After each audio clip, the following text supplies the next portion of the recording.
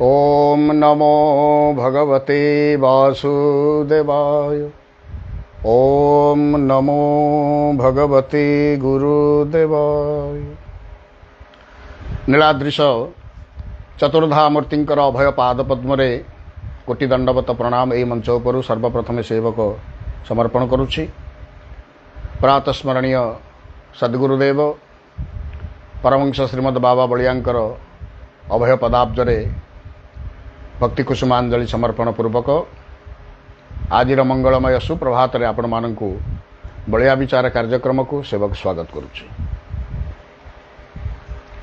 आमे कथा प्रसंग रे साधु संत मानकर मुखरु प्रवक्ता मानकर मुखरु बा शास्त्र पठन समय रे आमे गोटे कथा प्रायतः शुणु जे मरीगला परे आमे जदि मुक्ति मिलिबा निहाती दरकार बा आमे मोक्ष पाइबा निहाती दरकार। कारण भगवत गीतांकर शेष अध्यायर नामकरण मध्य मोक्ष जोग। कारण गीता होचंती समग्र विश्व रे एई भली एकमात्र शास्त्र जिए विषादरु आरंभ मोक्ष रे शेष। गीतांकर प्रथम अध्याय होची अर्जुन विषाद जोग एवं अष्टादश अध्यायर नाम होची मोक्ष। तेणु प्रतिटी जीवन को विषादरु मोक्ष पदर अधिकारी करने पाई जो मार्ग जो निर्देश ताकू एकमात्र देखई श्रीमद् भगवत गीता, जहाँ सरल सावलील सार्वजनीन एवं सर्वकाल जयी। एभली कौन समय आसब ना जो समय रे गीतांकर आवश्यकता गीता कथार आवश्यकता रहिब नाही। एमती कौन समयटे भी आसब ना। सर्वकाल जयी शास्त्र होचंती गीता, जे विषादरु मोक्ष आड़क जीवनटा को अग्रसर करई नियंती। तेणु आम से मोक्ष जोग भी मोक्ष शब्दटा पाइले। ताले ये जो मुक्ति हो मोक्ष हो बुद्ध से कहले निर्वाण हो बा महावीर जिन से कैवल्य प्राप्ति बोली कहले। तेणु मुक्ति मोक्ष निर्वाण कैवल्य ये जो जिते गुटे शब्द आम शुणुचे ये विषय रे आमको गोटे आईमा कहानी गोटे अड़ुआ सूतार जाल भितर आम समस्त को बांधि दिखाई। एभली एक वातावरण आम मानसिकतार समस्त भितर अच्छे हे जा आम एटा मरीगले आम सब भावु मरीगले बोधे मोक्ष हो मुक्ति पाइबा। हाँ केबे भी नुह। एइथिपाई जातस्य हि ध्रुवोर मृत्यु ध्रुवम जन्म मृतस्य च। गोटे जीवन मार गर्भर जन्म हो सारा पर मृत्यु तार निश्चित। या सत्य कि नहीं? ये संसार तो कि चिरंजीवी नहांती ना। ये कथाटी जेपरी सत्य जन्म हेले मृत्यु सुनिश्चित यह जेपरी सत्य मृत्यु परे पुणी जन्म हम यह मध्य ठीक सही परी सत्य। जातस्य हि ध्रुवोर मृत्यु जे जन्म होइछि तार ध्रुव सत्य होछि मृत्यु। ध्रुवम जन्म मृतस्य च। मृतलोकर जन्मटा मध्य ठीक अविकल सही परी ध्रुव अर्थात सत्य। ताहले मुक्तिटा केउठी? से एरियाटा आमे जो मुक्ति पाइजिबा से माने कोन बांधी हेगी रहिछ। मुक्ति माने कोन बंधनरु मुक्त होबार ना मुक्ति ना। ताले मुक्ति पाइगी माने को एरिया कोन तमे गाई बंधा हेछि त खोल दिया हला से तार एमती हमर घर बाछुरी मानु देखि ना कि बाछुरी की पोखरे बंधा हेइ तो जिमि तो खोल दलो से डिया मारि कि एणे दे तेणे दे एठी दौड़ू सेठी दौड़ू हाए तमे से हबो माने कोन मरि गेला पर एठी दौड़ू सेठी दौड़ू एमती हबो ना कोन खुशी रे ना। मुक्ति मोक्ष निर्वाण कैवल्य यह एक शब्द मात्र अवस्थार नामकरण नुहे। ता अवस्थार नामकरण बा गोटे जियोग्राफिकल एरिया सेमिति किसी ना। एटा मुक्ति एरिया। आमे भावुछु आज भी स्वर्ग द्वार रे मुकाले पोड़ा हो गले पूरा मुक्ति हो जिवो। पूरा स्वर्ग को द्वार खोलीगला सेठी आ से स्वर्गटा कोठी? से जो स्वर्गटा कोठी? स्वर्ग को जेते लोक गले आमको किसी खबर देले कि से जगतर किसी वार्ता आम पाखे अच्छी कि ना। अर्थात आम जे जन्म होइछु स्वर्ग विषय किसी जानी पारुनु। जन्म होइथिला बेले जहाँ संबंध रे किसी आमे जहाँ अस्तित्व आमे परिकल्पना करि पारुना मला परे एवं जो अस्तित्व आमे किसी वार्ता प्रेरण करि पारुना ताहा एक कुहेलिकापूर्ण शब्दटीए मात्र। भौगोलिक स्थितिर अंचल नुहे नुहे शतप्रतिशत यह सत्य ताहले मुक्ति मोक्ष निर्वाण पुणी ताहा कौन ये जो शब्दावली सृष्टि है कहीं सृष्टि है सी अवस्था तो पुणी कौन गोटे हो नथिले ताहा शास्त्र भितर आसिला किपरि जदि ता अवास्तव ताले गीता ताको मोक्ष बोली कहिले कहीं आमे आज बुझिबा मोक्ष कहिले कौन बुझिबा मोक्ष कहिले कहा को बुझा जाए गुरुदेव ताको मार्ग निर्देशन कले कौन कहिले मुकारर क्षय ही मोक्ष जेतेबेले जीव भितरु देहाभिमान ज्ञानाभिमान रूपाभिमान आत्माभिमान ये सब चली जाए सेतेबेले से मोक्षगामी हुए देखु शास्त्र एडे बड़ जटिल प्रश्न एते कुहाड़िकापूर्ण कथा आम मनरे एते द्वंद्विल परिस्थिति किंतु आमको बुझेबार मार्गटा केते सरल गुरुदेव बाबा बलियांकर कथाटा एइथिपई सर्वग्राह्य हुए सर्वजन आदृत हुए जे शास्त्रीय जटिलता को से सरल सरलतम भाषा रे परिप्रकाश करती नामाचार्य बाया मध्य एहिपरि कथा कहिसंती बोली मु कोठी सुनिछि काठारु जोंठी मुंकार इगो अहमिका जीवनर इगो जेतेबेले नष्ट हो जाए मु जोटी क्षय हो जाए नष्ट हो जाए अहमिकार क्षय ही मुख्य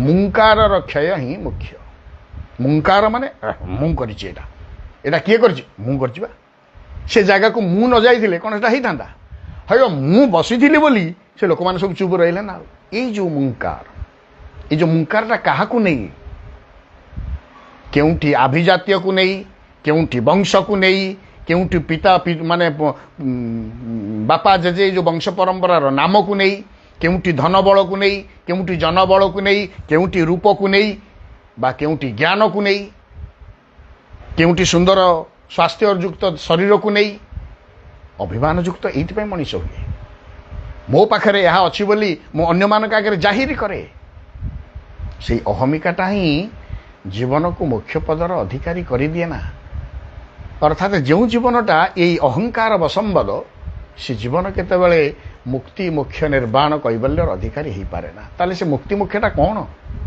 ना यार क्षय हबार ना होची मुख्य अहंकार विमुक्त जीवनर अवस्थार ना होची मुख्य that geographical area is not abstract सेटा एब्स्ट्रैक्ट एरिया रे नुह अदृश्यमान जगत रे स्वर्ग अछि ना स्वर्ग अछि एठी कारण मु फेरिबी ओडिया भागवत को स्वर्ग नरक बेनी बाणी मु एहा एक धर्मे जानी स्वर्ग वासना जार नाही नरके पड़ी बबा काहीं एटा होची सोर्स एटा होची बाट मु स्वर्ग को जीवी मुक्ति पाइबी बहुत जप कली बहुत तीर्थ बुलिली बहुत वृंदावन कली बहुत अयोध्या कली बहुत चारिधाम कली कहीं ना मुक्ति पाइबा से मुक्ति पाइबार सोर्स से नुह वृंदावन जाइए राधे राधे है कीर्तन कले मुक्ति पाई परिबनी चारिधाम बुलिकी दान ध्यान कले भी मुक्ति पाई परिबनी मुक्ति पाइबार बाटटा तुम पाखरे इन your life that geographical area is your body से जो भौगोलिक स्थितिटा केउठी ना तुम शरीर रे तुम जीवन भीतर is in your life existing life after death no existing life तुम्हें जो जीवन को नहीं बंची रही से बंचिबा भितर ही तुम्हें मुक्ति पाइब मोक्ष पाइब निर्वाण पाइब कैबल्य पाइब इट इज 100% किपरि हाओ मार्गटा कौन ना आगे अहमिका विमुक्त हो सुंदर जीवन सुंदर चर्मर रंगटा मोर बहुत गोरा बहुत मु सुंदर होती कौन सब कौन से जो बोला बोली करी सब मिलूँ क्रीम कौन सब एवं सब कौन ब्यूटी पार्लर सब सेठी जाइकी सब घसा घसी मजा मजी करी प्रलेप देकी ताकू चिकी चिकी करी मुह को रखी मु बड़ संसार माने संसार बड़ दांडे निजक बड़ सुंदर भाव मु बहुत सुंदर बा सुंदरी यही भाव में प्रेजेंट करुच्ची निजक शास्त्र आमको बहुत कथा बुझे त्रिशंकु ठारू कौन तुम बेसी सुंदर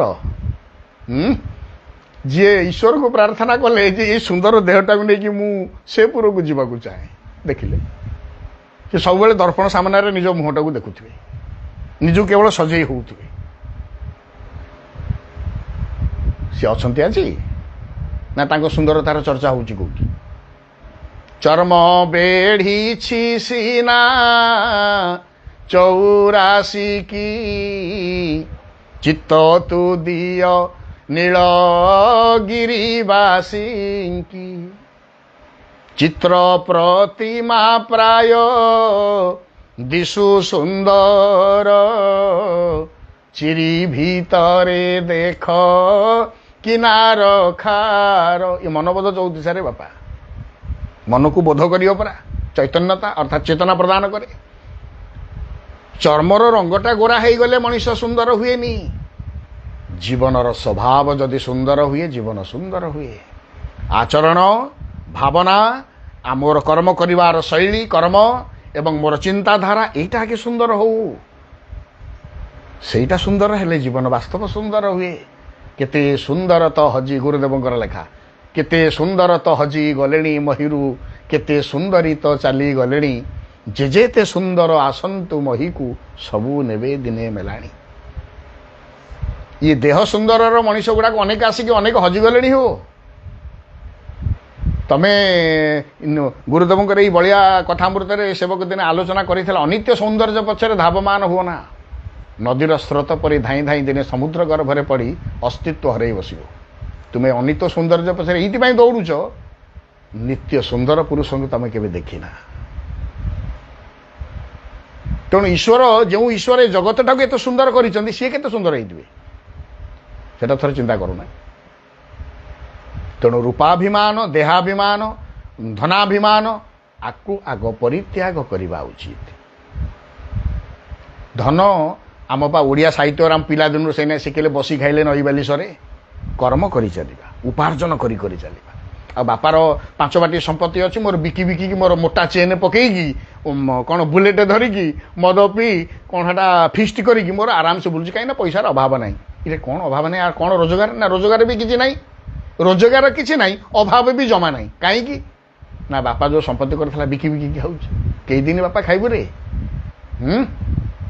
ବସି ଖାଇଲେ ନଈ ବାଲିସରେ ବୋଲି ସାହିତ୍ୟରେ ପଢ଼ା ହେଲା ପରା, ମନେ ରଖିନୁ କି ତାକୁ?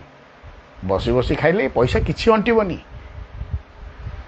ତେଣୁ ଆମେ ଉତ୍ତମ କର୍ମ କରିବା, ଉତ୍ତମ କର୍ତ୍ତବ୍ୟ ସମ୍ପାଦନ କରିବା, ଅତି ଉତ୍ତମ ଭାବରେ ଉପାର୍ଜନ କରିବା, ଏସବୁ କଥା ଠିକ୍ ଅଛି।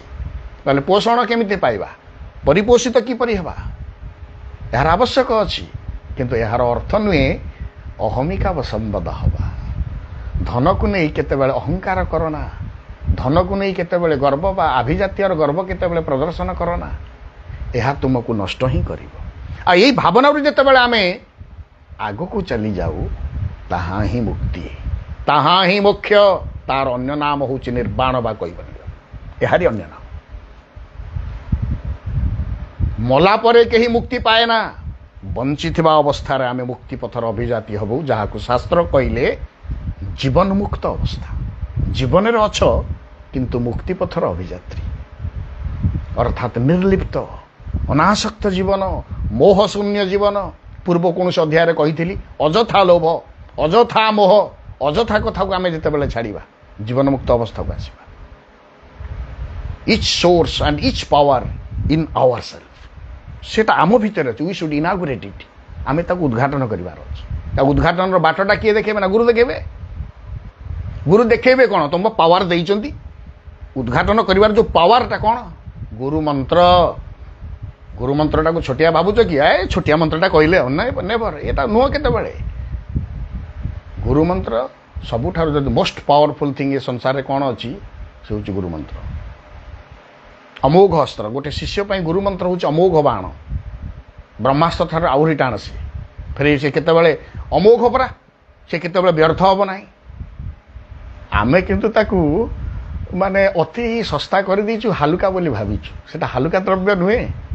ଗୁରୁ ମନ୍ତ୍ର ହାଲୁକା ନୁହେଁ, ଗୁରୁତ୍ୱହୀନ ଜମା ନୁହେଁ, ସେଟା ଗୁରୁତ୍ୱପୂର୍ଣ୍ଣ ଆମ ପାଇଁ। ତେଣୁ ଜୀବନ ମୁଙ୍କାରରୁ ମୁଖ୍ୟ ହଉ, ଅର୍ଥାତ୍ ଅହମିକାଟା ଯେତେବେଳେ କ୍ଷୟ ହେଇଯାଏ, ନଷ୍ଟ ହେଇଯାଏ, ସେଇ ଅବସ୍ଥାଟା ହେଉଛି ମୁଖ୍ୟ। ତେଣୁ ତା ସହିତ କହିଲେ ଯେଉଁ ଜୀବ ମଧ୍ୟରୁ ଅର୍ଥାତ୍ ଯେଉଁ ଜୀବ ଭିତରୁ ଦେହାଭିମାନ, ଜ୍ଞାନାଭିମାନ, ରୂପାଭିମାନ, ଆତ୍ମାଭିମାନ ଏଗୁଡ଼ାକ ଅପସରି ଯାଏ, ସେତେବେଳେ ସେ ଜୀବନ ମୋକ୍ଷଗାମୀ ହୁଏ। ଅର୍ଥାତ୍ ଇନ୍ ଏକ୍ଜିଷ୍ଟିଂ ଲାଇଫ୍, ବଞ୍ଚିଥିବା ଅବସ୍ଥାରେ, ମୃତ୍ୟୁ ପରେ ନୁହେଁ। ମୃତ୍ୟୁ ପରେ ମୁକ୍ତି ମୋକ୍ଷ ନିର୍ବାଣ କେହି ପାଇନାହ, ପାଇବ ମଧ୍ୟ ନାହିଁ, କାରଣ ମୃତ୍ୟୁ ପରେ ପୁଣି ପୁନର୍ଜନ୍ମ ଅଛି। ଆପଣମାନେ ଯିଏ ମୁକ୍ତି ମୋକ୍ଷ ସ୍ୱର୍ଗ ଆକୁ ଇଚ୍ଛା କରୁଛ, ବଞ୍ଚିଥିବା ଅବସ୍ଥାରେ ପାଅ। ତାର ଅନ୍ୟ ନାମ ଆନନ୍ଦ, ପରମ ଶାନ୍ତି, ପରମ ତୃପ୍ତି। এই ଅବସ୍ଥାଟା ଯେତେବେଳେ ଆସେ ତାର ନାମ ହେଉଛି ସ୍ୱର୍ଗ। ସ୍ୱର୍ଗ କହିଲେ ଆନନ୍ଦ। ତମେ ଯେତେବେଳେ ଦିବ୍ୟାନନ୍ଦରେ ହଜି ଯାଇଛ, ସ୍ୱର୍ଗ ଯେତେବେଳେ ଭଗ୍ନ ମନୋରଥ ହେଇକି ପୁରା ଯନ୍ତ୍ରଣା କ୍ଳିଷ୍ଟ ଜୀବନ, ତାହା ହିଁ ନରକ। ସ୍ୱର୍ଗ ନରକ ବେନିବାଣୀ, ଏ ଶବ୍ଦ ମାତ୍ର।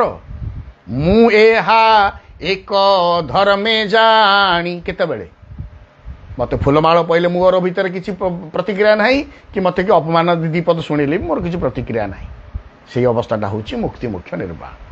ସ୍ୱର୍ଗ ନରକ ବେନିବାଣୀ, ମୁଁ ଏହା ଏକ ଧର୍ମେ ଜାଣି।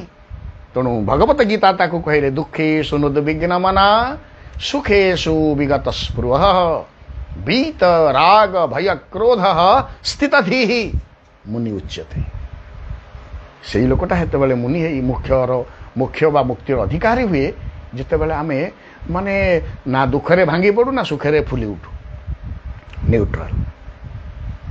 ସବୁ ଆସିବ। କେତେ କେତେ ନଦୀ ମିଶିଛି ସମୁଦ୍ରରେ, ସମୁଦ୍ରର ଗର୍ଭଟା କିନ୍ତୁ ଶାନ୍ତ। ସେଠି ଲହଡ଼ି ନାହିଁ, ଲହଡ଼ି ଅଛି କୂଳରେ। ତେଣୁ ଆମକୁ ସେଇ ଶାନ୍ତ ଅବସ୍ଥାକୁ ଆସିବାକୁ ପଡ଼ିବ। ବଞ୍ଚିଥିବା ଅବସ୍ଥାରେ ମୁକ୍ତି ମୋକ୍ଷ ନିର୍ବାଣର ଅଧିକାରୀ ହେବାକୁ ପ୍ରଚେଷ୍ଟିତ ହେବା, ମଲା ପରେ ନୁହେଁ। ମୃତ୍ୟୁ ପରେ କେଉଁଠି ମୁକ୍ତିର ଅଞ୍ଚଳ ନାହିଁ, କୌଣସି ଭୌଗୋଳିକ ଅଞ୍ଚଳ ନାହିଁ। ସ୍ୱର୍ଗ କହିଲେ ଆକାଶକୁ ଉପରକୁ ଜମା ଦେଖାନା, ସ୍ୱର୍ଗ କହିଲେ ମୋରି ଭିତରେ, ନରକ କହିଲେ ମୋରି ଭିତରେ, ମୁକ୍ତି ମୋକ୍ଷ ନିର୍ବାଣ କହିଲେ ମୋରି ଭିତରେ। ଆସନ୍ତୁ, ଜୀବନ ଅଭିମାନ ଶୂନ୍ୟ ହଉ, ଜୀବନ ନିରଭିମାନ ହଉ, ଅଭିମାନ ଶୂନ୍ୟ ଭାବରେ ଏଇ ଆମେ ଅଧିକାରୀ ହେବା ସେଇ ପବିତ୍ର ଦିବ୍ୟାନନ୍ଦମୟ ମୁକ୍ତି ମୋକ୍ଷ ନିର୍ବାଣର ସ୍ଥିତିକୁ, ଏକ ଅବସ୍ଥାକୁ ଜୀବନ ଅନୁଭବ ନିଶ୍ଚିତ କରିବ। କଥା ଏଠି। ଜୟ ଗୁରୁଦେବ।